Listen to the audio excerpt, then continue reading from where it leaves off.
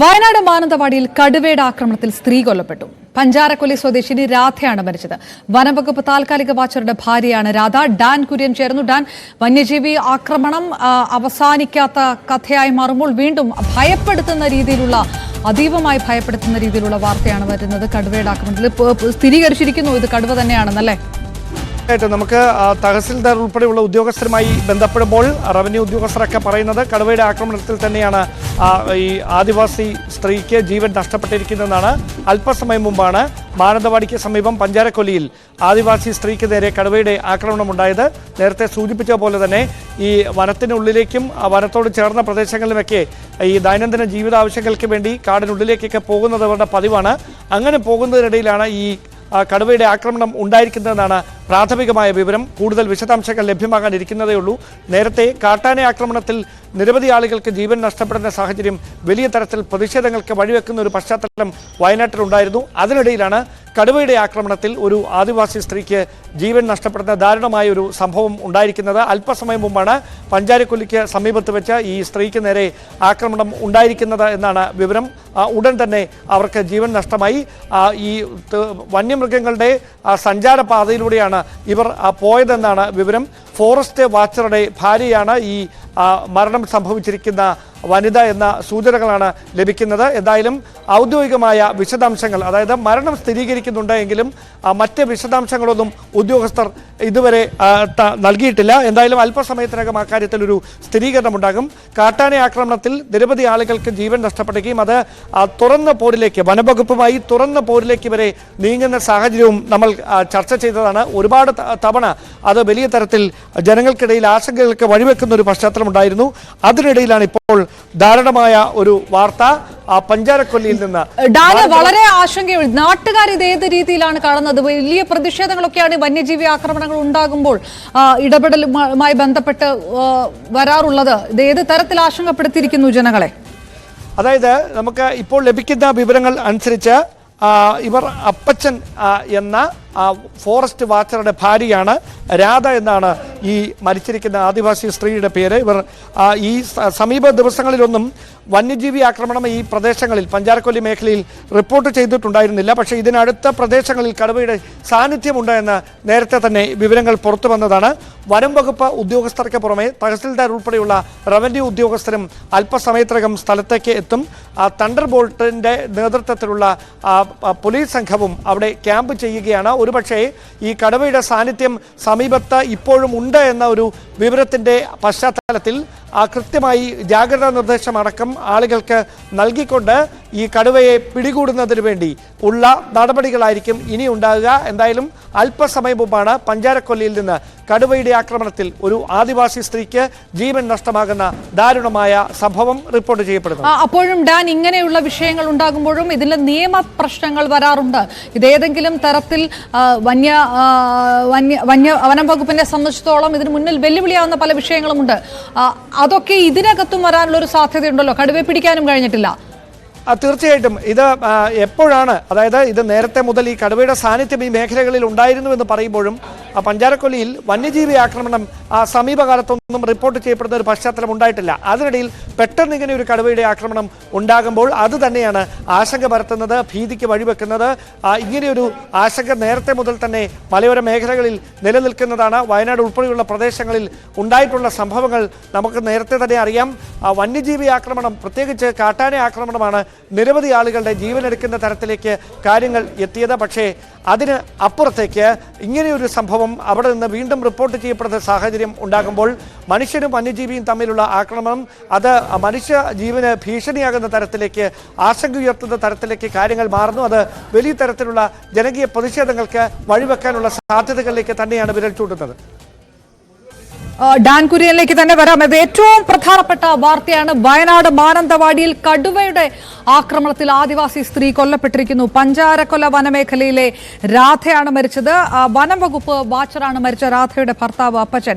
Estate തൊഴിലാളിയാണ് Radha. വനത്തിൽ കാപ്പി പറിക്കുന്നതിനിടയിലാണ് ഈ ആക്രമണം ഉണ്ടായത്. വനം വകുപ്പ് ഉദ്യോഗസ്ഥരടക്കം അവിടേക്ക് എത്താനുള്ള നീക്കങ്ങളിലേക്ക് കടക്കുമ്പോൾ വീണ്ടും ഡാനിലേക്ക്. ഇതിനു മുൻപും കടുവ ആക്രമണം എന്നുള്ള ചില വാർത്തകൾ വന്നപ്പോൾ അത് സ്ഥിരീകരിക്കും സ്ഥിരീകരിക്കപ്പെട്ടിരുന്നില്ല. അതായത് കടുവയുടെ സാന്നിധ്യത്തിന് വരെ അത് പുലിയാണ് എന്ന സ്ഥിരീകരണത്തിലേക്കാണ് കടന്നിരിക്കുന്നത്. അതുകൊണ്ട് തന്നെ ഇതൊരു മറ്റൊരു തരത്തിൽ കൂടി ഒരു കാണേണ്ട വിഷയമുണ്ട്. വന്യജീവി ആക്രമണം എന്നതിന് മറ്റൊരു തലം കൂടി നൽകുന്ന ഒരു തരത്തിൽ അത് ഒരുപാട് ചോദ്യങ്ങൾ ഉയർത്തുന്നുമുണ്ട്. അത് വനം വകുപ്പ് പരിശോധിക്കുന്നുണ്ടോ ഈ നിമിഷത്തിൽ? അപ്പം വിളവെടുപ്പിന് വേണ്ടി, കാപ്പിയുടെ വിളവെടുപ്പിന് വേണ്ടി പോയതാണ് ഇവർ വനമേഖലയിലേക്ക്. അവിടെ വെച്ചാണ് അപ്രതീക്ഷിതമായി കടുവയുടെ ആക്രമണം ഉണ്ടാകുന്നത്. ഇവരെ കടിച്ചുകൊണ്ട് കാടിനുള്ളിലേക്ക്, വനത്തിനുള്ളിലേക്ക് പോവുകയായിരുന്നു എന്നാണ് വിവരം. ശരീരഭാഗങ്ങൾ കടുവ ഭക്ഷിച്ച നിലയിലാണ്. അങ്ങനെയാണെങ്കിൽ രാവിലെ 8:30-ക്കും 9:30-ക്കും ഇടയിലാണ് ഈ ഒരു ആക്രമണം ഉണ്ടായിരിക്കുന്നത് എന്ന സംശയമാണ് ബലപ്പെടുന്നത്. കാരണം തനിച്ചായിരുന്നില്ല രാധ, അവർക്കൊപ്പം മറ്റുള്ള തൊഴിലാളികളും ഉണ്ടായിരുന്നുവെന്നാണ് സൂചനകൾ. അതിനിടയിലാണ് കടുവയുടെ ആക്രമണം അപ്രതീക്ഷിതമായി ഉണ്ടാകുന്നു. രാധയെ പിടിച്ച് കൊണ്ട് കടുവ വയനാട് ജില്ലാ പഞ്ചായത്ത് പ്രസിഡന്റ് ഷംഷാദ് മരക്കാച്ചേർന്നു. പലതരത്തിലുള്ള വന്യജീവി ആക്രമണത്തിന് ഭീഷണി നിൽക്കുമ്പോൾ ഇത് കടുവയുടെ ആക്രമണം എന്ന് പറയുന്നത് അല്പം കൂടി ആശങ്ക ഉയർത്തുന്ന കാര്യമാണ്. ആ ഒരു വന്യമൃഗത്തിന്റെ ചില സവിശേഷതകൾ കൂടി കണക്കിലെടുത്തുകൊണ്ട് ഇത് എങ്ങനെയാണ് ഈ വാർത്ത എങ്ങനെയാണ് കാണുന്നത്? മാധ്യമങ്ങളിലാണ് വാർത്ത ശ്രദ്ധയിൽപ്പെടുന്നത്. ഉടനെ തന്നെ ആ പ്രദേശത്തുള്ള ആളുകളുമായി ബന്ധപ്പെടാൻ ശ്രമിച്ചു. അവരാണ് കുറച്ചുകൂടി വിവരങ്ങൾ തന്നത്. അവർ മൃതദേഹത്തിന്റെ തൊട്ടടുത്ത് എത്തിയപ്പോഴാണ് എനിക്ക് അവരെ കണക്ട് ചെയ്യാൻ പറ്റിയത്. അപ്പോൾ അവർ പറഞ്ഞത് പ്രകാരമാണെങ്കിൽ ഫോറസ്റ്റിനോട് ചേർന്ന് നിൽക്കുന്ന സ്വകാര്യ വ്യക്തിയുടെ തോട്ടത്തിൽ കാപ്പി പറിക്കുന്നതിന് വേണ്ടിയാണ് മരണപ്പെട്ടവർ പോയത്. അവിടെ വെച്ചിട്ടാണ് കടുവയുടെ ആക്രമണം ഉണ്ടാകുന്നത് എന്നുള്ളതാണ്. അപ്പോൾ ഫോറസ്റ്റ് ആണ് അതിനോട് ചേർന്നത്. പിന്നെ അതിന്റെ തൊട്ടടുത്തുള്ളത് പഞ്ചാരക്കൊല്ലി എന്ന് പറയുന്ന സ്ഥലത്തുള്ളത് പ്രിയദർശിനി ടീ പ്ലാന്റേഷൻ. നമ്മൾ ഗവൺമെന്റിന്റെ കീഴിലുള്ള ടീ പ്ലാന്റേഷൻ ആണ്. പിന്നെ സ്വകാര്യ വ്യക്തികളുടെ ചെറുതും വലുതുമായ ചില എസ്റ്റേറ്റുകളാണ് ആ പ്രദേശത്തുള്ളത്. അവിടെയുള്ള ഭൂരിപക്ഷം സ്ത്രീകളും എല്ലാം ആ തോട്ടങ്ങളിലും എസ്റ്റേറ്റിലും ജോലിക്ക് പോകുന്നവരുമാണ്. പക്ഷെ ഈ ഒരു പ്രദേശത്ത് കഴിഞ്ഞ കുറച്ച് മാസങ്ങളായി അങ്ങനെ ഒരു കടുവയുടെ സാന്നിധ്യം നമ്മൾ റിപ്പോർട്ട് ചെയ്യപ്പെട്ടിട്ടില്ല എന്നുള്ളതാണ്. കാരണം മാനന്തവാടി DFOയും ഒക്കെ ആയി ബന്ധപ്പെട്ട് മീറ്റിംഗ് ഒക്കെ നമ്മൾ വിളിച്ചിരുന്നു. ആ മീറ്റിംഗിലൊന്നും നമ്മൾ ഹോട്ട്സ്പോട്ടുകളൊക്കെ നോക്കിയപ്പോൾ സമയത്തും പഞ്ചാരക്കൊല്ലിയിൽ അങ്ങനെ ഒരു കടുവയുടെ സാന്നിധ്യത്തെ കുറിച്ച് പറഞ്ഞിട്ടില്ല.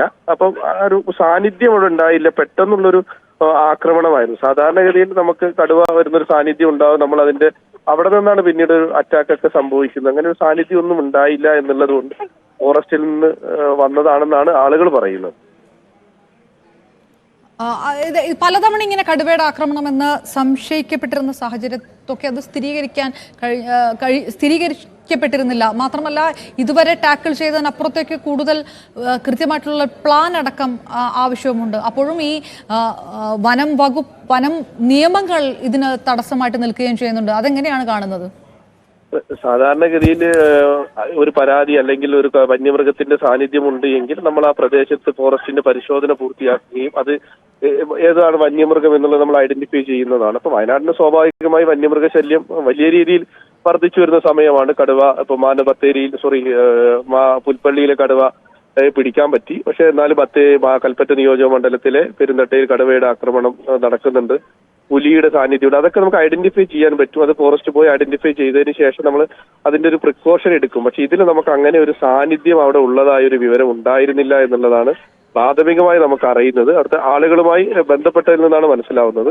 പക്ഷെ DFO വിളിച്ച മീറ്റിംഗിലും അങ്ങനെ ഒരു സാന്നിധ്യത്തെക്കുറിച്ച് അദ്ദേഹവും പറഞ്ഞിട്ടില്ല എന്നുള്ളതാണ്. സ്വാഭാവികമായി ഇനി അത് ഫോറസ്റ്റിനകത്താണ്. ഇനി അതിന് മനുഷ്യനെ ഒരു തവണ ആക്രമിച്ചു എന്നുള്ള രീതി കൊണ്ട് ഏറ്റവും അടിയന്തരമായി ആ കടുവയെ കൂട് വെച്ചു മയക്കുവെടി വെച്ചു അതിനെ പിടികൂടുക എന്നുള്ളതാണ് ആവശ്യം. കാരണം മനുഷ്യനെ ആക്രമിച്ചൊരു കടുവ വീണ്ടും ആ സ്ഥലത്ത് അല്ലെങ്കിൽ ആ പ്രദേശത്ത് അതിന്റെ സാന്നിധ്യം ഉണ്ടാവുക എന്ന് പറയുന്നത് അത് കൂടുതൽ അപകടം നമുക്ക് ഉണ്ടാവും എന്നുള്ളതിൽ തർക്കമില്ലാത്ത കാര്യം. ഇങ്ങനെ ഒരു ആക്രമണം ഒക്കെ ഉണ്ടായ ശേഷം സ്വാഭാവികമായിട്ടും കടുവ പിന്നീട് ഈ നാടിനോട് അടുത്തുള്ള ഭാഗങ്ങളിലേക്ക് വരാനുള്ള സാധ്യത ഭയങ്കര കുറവല്ലേ? അതുകൊണ്ട് തന്നെ കടുവയെ പിടിക്കുക എന്നുള്ളതിൽ ഒരു വലിയ വെല്ലുവിളി ഇതിൽ നേരിടുന്നും ഉണ്ടാവില്ലേ?